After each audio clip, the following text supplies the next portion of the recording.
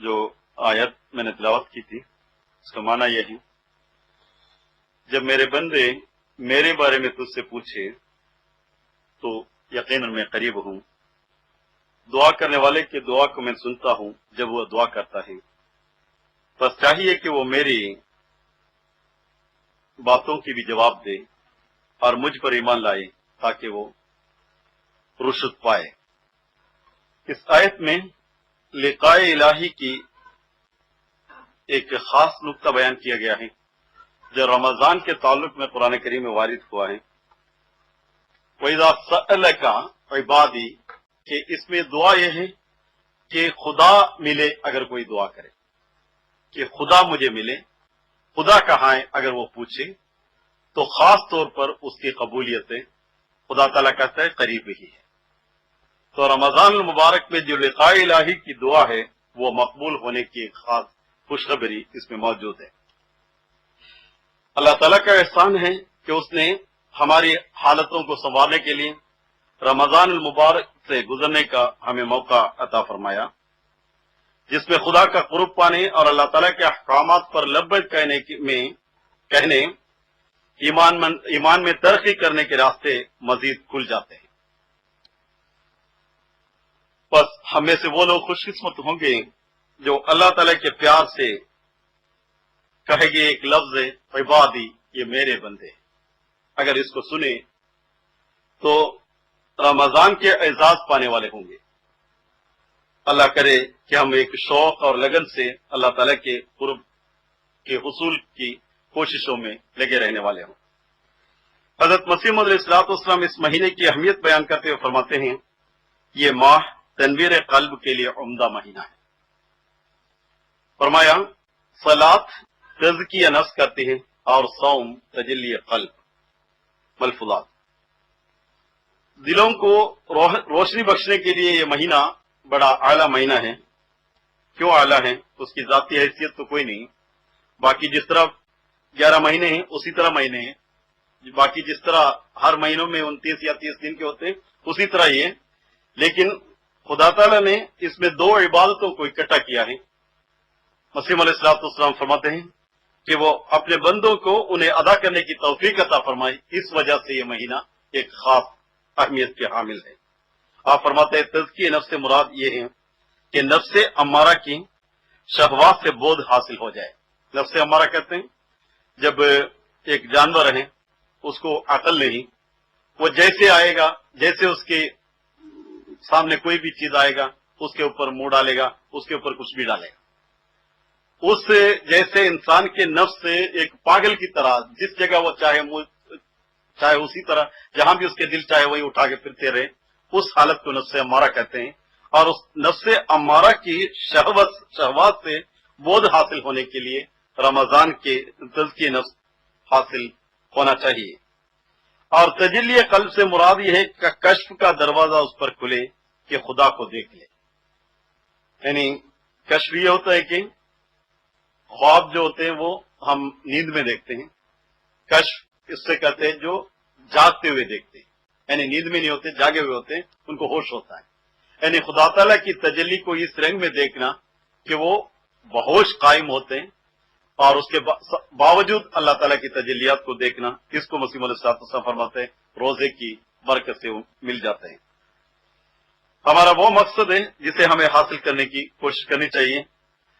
رمضان میں 2 عبادتیں جمع کی گئی ہیں، نماز اور روزہ، پر رمضان میں اپنی نمازوں کو بھی خاص حالت بنانے کی ضرورت ہے جس سے تزکیہ نفس حاصل ہو جائے اور تمام شہوات اور برائیوں سے اس نماز کے ذریعہ ہم دور ہو جائیں، حتیٰ کہ اللہ تعالیٰ ہمیں یہ کہے کہ فإنی قریب، میں تمہارے قریب پہنچاؤں یا تم میرے قریب پہنچائے، بلکہ میں تیرے قریب ہی ہوں۔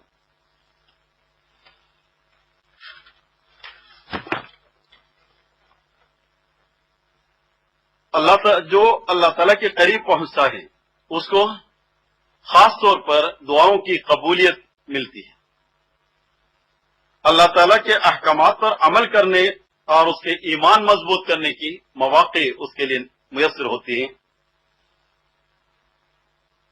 سیدنا حضرت مسیح موعود अलैहिस्सलाम जो खुदा के करीब होकर दुआ करने वाले होते हैं, उनकी दुआओं की बाज़ अलामात बयान की हैं। उसमें से एक हुजूर फरमाते हैं कि एक शर्त जो इंसान को तकवे पर चलने वाला हो तब वो करीब होता है, जैसा कि गुज़िश्ता 2 खुतबात में हजरत खलीफतुल मसीह खामिस सय्यदुल्लाह तआला बिन अल अज़ीज़ ने इस पर तफसीली रोशनी डाली थी। यानी हर वक्त तकवा के एक माना यह है कि खलीफतुल मसीह खामिस ने एक खुतबे में बयान किया था, खौफ और खशियत हर वक्त उसके सामने रहे, मेरा हर वक्त यह सामने रहे कि खुदा ताला मुझे हर वक्त देख रहा है, मेरा हर सुकून हर हरकत उसके सामने है, मेरा कोई अमल ऐसा नहीं होना चाहिए जो अल्लाह ताला को नाराज करने वाला हो। हुजूर ने उसमें एक ऐसी मिसाल दी थी, जो संख्या जो जहर है उसके रत्ती भर भी इंसान खाने से डरता है, और उतना अगर खुदा से डर हो, संख्या से जितना डर हो उतना डर हो, तो ये हो ही नहीं सकता कि वो गुनाहों में मुब्तला हो जाए, और उसकी इरफान की कमी की वजह से गुनाहों में मुब्तला होता है। दूसरे जो मसीह मौऊद अलैहिस्सलाम फरमाते हैं, दुआ की कबूलियत के लिए खुदा ताला के वजूद पर कामिल यकीन जरूरी है। यानी कायनात के हर जर्रा जिसका हमें इल्म हो या ना हो, हर चीज के खालिक व मालिक खुदा है, वो जिंदा से मुर्दा निकालने वाला, मुर्दा से जिंदा निकालने वाला, और मुर्दे से भी ऐसी जिंदगी अता करने वाला जो किसी तरह भी वो जिंदगी खत्म नहीं होती, उस किस्म की कुदरतों का मालिक है, ये यकीन हमारे अंदर। और दुआ करते हुए दुआ की ये होती है कि ये दुआ जरूर कबूल करेगी, अगर हमारी यकीन इस वजह से नहीं कि खुदा कादिर नहीं। अब देखिए कौन सा ऐसा इशरत का सामान है, कौन सी ऐसी खुशी का सामान है, कौन सी ऐसी हमें जरूरत है और हाजत के सामान है जो खुदा के पास मौजूद ना। खुदा किसी चीज में भी खुदा के पास कमी नहीं, उससे हर चीज मांगा जा सकता है। ये यकीन उसके अंदर हो तो दुआ कबूलियत की दर्जा पाती है। तीसरी बात मसीह मौऊद अलैहिस्सलाम फरमाए, उन दुआओं को सुनकर कबूल करता है जिसे वो बेहतर समझता है। दुआ के लवाजिमात में जो एक खास चीज है वो रिक्कत है, यानी दुआ करते हुए रिक्कत इंसान को नसीब हो। रिक्कत कैसे नसीब होगा? खुदा की जो चीज हमें जरूरत है उसकी खुदा ताला की सिफत को याद लाए। यानी एक बच्चा जो मां के हाथ में देखी हुई टॉफी या कोई भी चीज देख ले, उसको देख के वो बच्चा रोएगा तो उसके रोने में तेजी होती है। अगर उसके पास नहीं है तो वैसे नहीं रोते, जब हाथ में देख के नहीं दे रहे तो फिर उसको रोता है। अल्लाह ताला की सिफत का जब इल्म हो तो खुदा के हाथ में देखते हुए रोना होता है, और उस तरह देखते हैं कि फिर उसके आगे फिर उससे जिद हो जाती है, ये मिलेगा तभी मैं जाऊंगा। एक और चीज जो मसीह मौऊद अलैहिस्सलाम ने तवज्जो दिलाई, जो शर्त कबूलियत दुआ के लिए आजिजी है। जैसे कि मसीह मौऊद अलैहिस्सलाम फरमाते हैं, बदतर बनो हर एक से अपने ख्याल में, शायद इसी से दखल हो दारुल विसाल में। यानी एक इंसान अपने आप को ऐसा समझे कि मुझसे बदतर और कोई नहीं।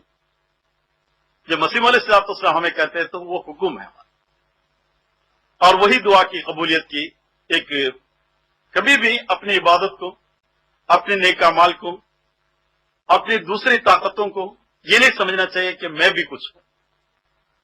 जब ये ख्याल दिल के अंदर से अथाह गहराइयों से जब निकलता है तो अल्लाह ताला वो कबूलियत की घड़ी में नसीब कर फरमाता है। मसीह मौऊद अलैहिस्सलाम एक जब फरमाते हैं, जो दुआ आजिजी, इस्तिराब और शिकस्त दिली से भरी हुई हो वो खुदा ताला के फजल को खींच लाती और कबूल होकर असल मकसद तक पहुंच जाती है। मगर मुश्किल यह है, ये भी खुदा ताला के फजल के बगैर हासिल नहीं हो सकती। यानी ये हालात और ये कैफियत पैदा होने के लिए भी हमें दुआओं में रिक्कत की जरूरत है। या अल्लाह मेरी दुआएं कबूल हो जाए, इस लिहाज से खास तौर पर रिक्कत के साथ जब दुआ करता है तो बाकी दुआओं में वो रिक्कत भी अल्लाह ताला कायम रखता है। इसलिए मसीह मौऊद फरमाते हैं वो रिक्कत भी खुदा ताला का फजल है, उसके बगैर नहीं होता। और इस ताल्लुक में मसीह मौऊद अलैहिस्सलाम की एक तालीम यह है, जब रिक्कत की कोई मौका मिले उस वक्त जरूर दुआ करें, وہ اللہ تعالیٰ کی رحمانیت کی وجہ سے ملا، جو ہمیشہ انسان کو نہیں ملتا۔ برکات الدعا میں مسیح علیہ السلام فرماتے ہیں ایک سعید بندہ اللہ تعالیٰ کی رحمانیت کے تحت اس سعید بندے کو ایسا موقع دیتا ہے، اس کو رقت کی بھی توفیق دیتا ہے اور اس کا دل پگھلتا ہے، اس وقت اس کو دعا کرنی چاہیے۔ وہ جب رقت اللہ نے رحمانیت سے اس لیے دیا، اب وہ مجھ سے رو کر مانگے اور وہ مجھ سے مانگے میں اس کو دوں، اور اسی وقت کو مقبولیت کی گھڑی سمجھتے ہوئے ہمیں اس پہ زیادہ زور دینی چاہیے۔ آپ علیہ السلام ایک جگہ فرماتے ہیں اللہ جل شانہ نے جو دروازہ اپنی مخلوق کی بلائی کے لیے کھولا ہے وہ ایک ہی ہے، یعنی دعا۔ یعنی کوئی شخص دعا کے بغیر کچھ بھی حاصل نہیں کر سکتا۔ حضرت مسیح علیہ السلام نے ایام سلم میں لکھا ہے کہ دنیا میں کوئی بھی چیز بغیر دعا کے اللہ تعالیٰ اتارا ہی نہیں، انسان کی خاطر کوئی چیز اتارا ہے، یا ہماری دعا ہے یا بزرگوں کی دعا ہے یا کسی شخص کی دعا۔ اس کی دعا کی بھی کئی کیفیت ہیں۔ ایک کیفیت یہ ہے کہ زبان سے بولتے ہیں، ایک کیفیت یہ ہے کہ دل میں کوئی خواہش آ جاتی ہے، ایک کیفیت یہ ہے کہ خدا تعالیٰ اس کو پہلے اس کی کہی ہوئی باتوں کو یا اس کی خواہشات کو پورا کرنے کے لیے اللہ تعالیٰ خود اپنی طرف سے وہ چیز دے دیتا ہے۔ یہ بھی ایک کیفیت ہے دعا کی۔ اور دعا کی انسان کی بغیر دعا کے، مسیح علیہ السلام کی ایک لفظ یہ بغیر دعا کے ایک بھی چیز دنیا میں اترا نہیں اللہ تعالیٰ کے فضل سے۔ اور اس لیے دعا جتنی بھی کرے اور جیسے بھی کرے کبھی بھی وہ انسان محروم نہیں ہوتا۔ اور یہ بھی ہے کہ دعا کرنے والا کبھی محروم نہیں ہوتا۔ اگر اس کی دعائیں اس طرح قبول نہ بھی ہو تو وہ عبادت کے طور پر قبول کر کے اللہ تعالیٰ اس کے گناہوں کے بخشش کے سامان پیدا کرتا ہے، دوسرے انعامات سے اس کو منعم کرتا ہے، اس پر انعام دے دیتا ہے۔ اللہ تعالیٰ ہمیں وہ خوش قسمت بنائے جو اپنے دلوں کو پاک کرتے ہوئے، دنیا کی لغویات سے اپنے آپ کو بچاتے ہوئے اللہ تعالیٰ کے مقربوں سے ہو جائیں، اور جن پر اللہ تعالیٰ اپنے عظمت کا غلبہ عطا فرمائے اور مستجاب الدعوات قبول کرنے والے دعائیں کرنے والے بنائے۔ اعوذ باللہ من الشیطان